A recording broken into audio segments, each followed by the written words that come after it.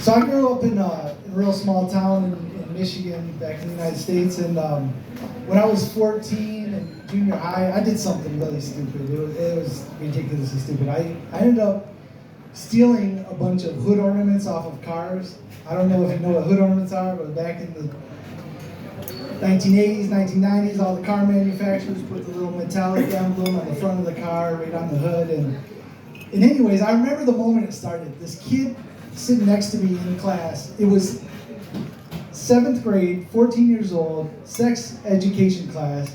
The kid right next to me pulls out this hood ornament. They're literally showing boobs and vagina on the screen. I was 14, I hadn't passed puberty yet, but my voice was changed, but for some reason, he pulls out this Cadillac hood ornament, and I was so interested. I was like, this is the coolest thing ever. And like, no more boobs, vagina. I was like, interested in the Cadillac hood ornament. And so I was like, where'd you get it? How'd you get it? And stuff. And he explained to me that he stole it, and then he's selling them to these other kids. And I was just like, oh my God, this is so cool. Like, I gotta get in on this, right? And so then I went out and I stole me one. And then it kind of like, it snowballed very quickly into a competition where like, well, one guy's got one and the other guy's got two, and then, well, I got two Cadillacs, and well, I got two Mercedes, and then it got out of control. And it was like one guy came in with 3, another guy 4 and 5, and then I find out that the state high school basketball championship game is going to be played at my high school, which is right across the street from where I live. And so me, my stepbrother, and one of my good friends were like, dude, we're going to go like right after the game starts. Who's going to play in the high school championship game? They're playing at neutral territory.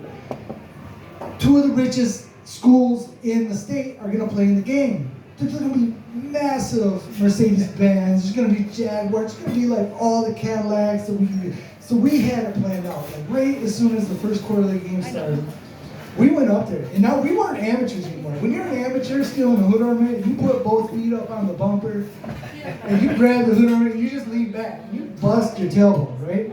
We weren't amateurs anymore. We figured out, you lift up the hood ornament, wire snips, and cut the hood ornament off. Boom, on the next one. Don't bust your butt. So we cleared the parking lot in like 20 minutes. And then we went over to the bowling alley, we cleared the bowling alley. Then we went over to the VFW, we cleared the VFW. So then the next Monday in school, like we were the kings. Like there was nobody, there was nothing that anybody could do that could get more than what we got. But then Amateur Steve comes into the picture. Amateur Steve, Steve decides he wants to get in on the action. He wants to get in on the hood ornament action, right? So school gets out, 7th grade, 3:30 in the afternoon. He goes right out in front of the junior high, hundreds of witnesses, and decides he's gonna steal his first hood ornament. And now our junior high is right next to the police station. The police every day, 3:30, they drive 10 feet and park right next to the junior high. So Amateur Steve, popping his cherry with his first hood ornament, police car pulls right up behind him. Arrest Steve. Steve goes into the police station, and they're asking, oh, so you stole all the hood ornaments at the state basketball championship game, you stole the hood ornaments at the bowling alley, you got the VFW. Steve's like, no, that was my first one, but I can tell you who did it. And so immediately I'm sitting at home, I'm just chilling, playing video games, and the phone starts ringing. And now, I was 14 years old. I was a nerd. I was a dork. And this is how much of a dork I was. I had camouflage glasses. That was probably why I was really good at stealing hood ornaments. But no, like the kids would make fun of me. They would literally make fun of me. Like, oh, I can't see. Where's Cody at? Where's Cody? He's got his camouflage glasses on. And I'd take them off. Oh, there he is. And so, anyway, that's how much of a dork I was. Anyways, nobody ever called the house for me, so I never picked up the phone. But my younger stepsister, she would answer the phone. She was little miss. She had to know everything about everything. Like, she would answer the phone. Well, who are you calling for? What you calling about? What you guys gonna talk about? And then I remember I was sitting there playing video games, and she's, Cody, the police are calling for you. And I thought she was messing with me, you know. And so I go and answer the phone, and I remember his name very clearly, Officer Goul. Officer Goul. Yeah, so I hear you're involved with stealing some hood ornaments and stuff. And I don't know. I don't know what you're talking about. And he says, well, I need to speak with your parents. And I was like, well, my dad's not here. When did your father get home? Click. Hung up the phone. Immediately he calls back. He calls back. He's like, look, he's like a little furious. He's like, I need to talk to your father. And I was like, I don't know what you're talking about. Click. And I hung up. This dude called back like 15 times. And I was like, I kept answering the phone. Now I'm answering the phone. And I pretty much committed that I was going to have to answer the phone for the rest of my life so that parents would never answer the phone. And at some point, I had to go to the bathroom. So I went in the bathroom, and I hear my dad come in the door. He came home from work, and the phone rang, and I was just like trying to hurry up and finish. And going out the bathroom, and my dad's standing there. He answers the phone right before I could get it. I'm standing there just frozen. And he answers it, and he's like, yeah, this is Mr. Goul. Yeah, Officer Goul. Okay. Yeah, my son Cody's here. Yeah. Let me call you right back. And so he hangs up the phone, and I'm just standing there. Guilty as fuck. Guilty. And my dad's like, so the police are calling about some hood ornaments that were stolen? And I'm like, oh, no. I don't know what you're talking about. I don't know what they're talking about. And my dad's like, so you swear to God? You don't know nothing about it?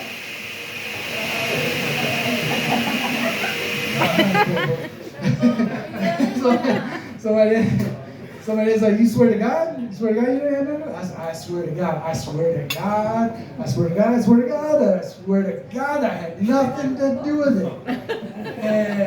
And so this night, I remember very clearly, my stepbrother, who was also involved, he was in wrestling, and he had his wrestling banquet. So my parents, his mom, and my dad had to leave with him to go to the wrestling banquet. So I pulled my stepbrother aside. I said, look, whatever happens, just tell him we had nothing to do with it. Just lie. I'm going to get rid of, when you guys are at the banquet, I'm going to get rid of all the evidence. All you got to do, the only thing you have to do is say we had nothing to do with it. He's like, okay. So they leave, they go to the banquet, and immediately I call my other friend, the accomplice. I was like, dude, we got to get rid of these hood ornaments. We got to go. And he's like, well, what's the plan? I was like, just bring them over to my house. We're going to go down. There's a river right around the corner of my house. They tore the bridge out. They're getting ready to put a new bridge in. Let's go down there. We're going to throw them in the river. And when they put the bridge in, they're going to put cement at the bottom of the river. They'll find Jimmy Hoffa before they find these fucking hood ornaments, right? And so we did it. We threw them in the river. I go back home. I'm playing video games. Parents come home. My dad's like, look, we got to talk about this. What's going on with these hood ornaments thing? I swear to God, I had nothing to do with it. I swear to God. My dad looks over at my stepbrother, and he says, do you guys have anything to do with it? And this is what my stepbrother did. He goes, yeah. Dude, I told you, all you had to do was say no, and we was off. Like, I got rid of that, you know what I mean? Like, and so my dad takes us down to the police station. And it's like, look, we got, obviously Steve, amateur Steve, told about his stepbrother, confessed. And I'm just sitting there like my house of cards of lies just keep crumbling down, right? And so now my parents got to give us like this punishment, and so first off, they made me write out, I will never steal hood ornaments off of cars or lie to my father ever again for the rest of my life. I had to write it like 1,000 times. And then my dad says, well, how many hood ornaments did you steal? And I was like, well, like 30 or 40 or something. He said, well, what was it, 30 or 40? I was like, well, it was like 40. And then he made me write out an apology letter to each owner of the cars that I stole the hood ornaments from. And so I by the time I wrote the 40 letters, I was like, oh my God, thank God I didn't tell him about the other 160. my hand was gonna fall. And then after that, my parents, like the police kind of screwed up the investigation because they talked to the kids first. And so the police were like, look, we can't really do anything, we can't really convict them, we can't really do anything, but my parents, and all the parents were like, oh, hell no, you guys are gonna do something. You guys are gonna give all these kids community service. And so as soon as school got out in the spring, or in June, all of us little thieves, little lion thieves, we had to go do community service. And so we had to go pick up garbage in the park. We had to go paint curbs throughout the city, like the yellow curbs, the blue curbs with the handicap spots. And we had to clean out puke out of the back of the police cars. We had to sweep the parking lot of the police. I mean, we had to do everything. Well, it was almost done. We were almost done with all of our community service hours, and they had us pick up garbage along these train tracks. And I'm out there picking up garbage. And I was like, it was just like all overgrown bushes and stuff. I mean, you gotta dig in deep, pull out the garbage, and I ended up getting poison ivy on my hands, and well, I didn't know it yet. And so I went off to these other bushes. It was hot, it was summer. I've been drinking tons of water, and I had to go relieve myself. So now I ended up getting poison ivy on my 14-year-old tiny little penis. And it was itching. And it was like itching bad. And I was like, itching. And I go over to the police officer, and we still had like 4 hours left of the community service. And I go over to the police officer, and he just looks at me. He knows I'm a little thief and liar. And he says, I told him, I was like, look, I got poison ivy. And he's like, well, show it to me. And I'm like, I was too like ashamed to tell him where I had it, because